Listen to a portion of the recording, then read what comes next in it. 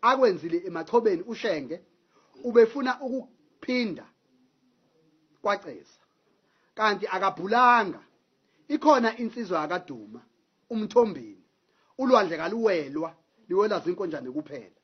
Insizwa engesabi ngokwesatshiswa yathi ngeke phambi kwami, yimi oshayela lolu hlelo. Inhlekelele engenzeka lapha iyobizwa kimi. Wayivimba uMthombeni.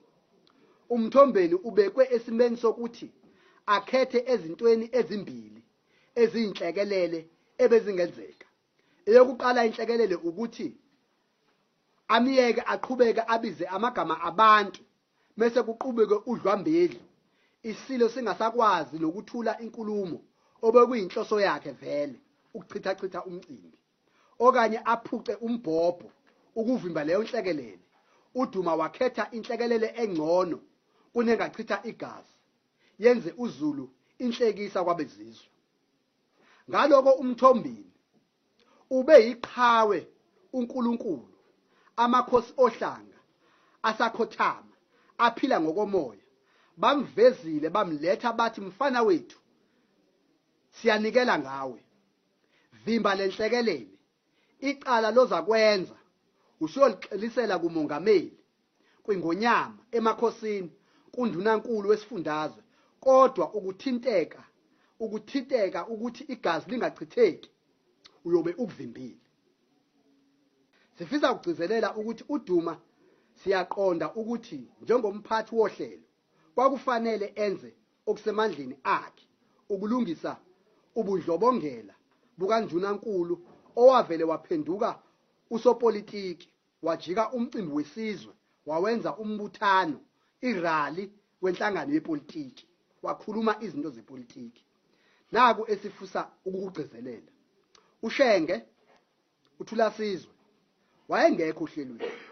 Njenge sesinichazela ukuthi isikhundla sakhe awukho umthetho osivumayo uhulumeni.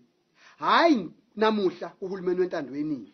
Kubo bonke ohulumeni abake bakhona, ngisho nohulumeni oholwa umntwana kaphinda ngene uqobo, awukazi ube naso lesikhundla. Wayengenalo ilungelo lokwethula inkulumo ngoba isilo sethulwa inyosi. Ungudelela isihlalo sobukhosi ukuhlasela abanye abaholi bepolitiki usebenzisa umcimbi wesilo nesizwe. uDuma ube nephutha lokuqondisa izigwegwe sesigangi phambi kwabantu abadala. Yiloku esekuxoliselayo kumongameli uRamaphosa, uNdunakulu umama uNomsadube Ncube, kwisilo samabandla uNomthebe wethu, kanye nawo wonke amakhosi nezinduna nabo bonke abantu ababekhona noZulu wonkana. uDuma uMthombeni obebekwe encindezini esesichazile ukuthi akavimba inhlekelele usexolisile kwisilo kumongameli emakhosini. Umbuzo omkhulu uthi sifike kanjani lapho? Kuyaselapha ezinhliziyweni ukuthola imiyalezo eyemukela isenzo sikaSihlalo uMthombeni sokuthi axolise esidlangalaleni neminye yezinculabuchopho zamasiko, izifundiswa zakithi ezokushayela izandla ukungenelela kukaMthombeni evimba inhlekelele ecishe yenzeka kwaceza. Ngivumeleni ngiveze omunye womyalezo engiwuthole kwenye yenculabuchopho nesazi samasiko esiphinde sibe umelaphi wendabuko nesifundiswa lapho sithe, ngibonga lento eyenziwe usibali wami uMthombeni, disciplining uThulasizwe today. Inembolo yakhe anginayo, ngabe ngiyamshayela ngimbonge ngobuqhawe bokuhlwitha umbhobho kusichwenzi esifaka okungahlangene nomhlangano ukudlulisele kuye umyalezo.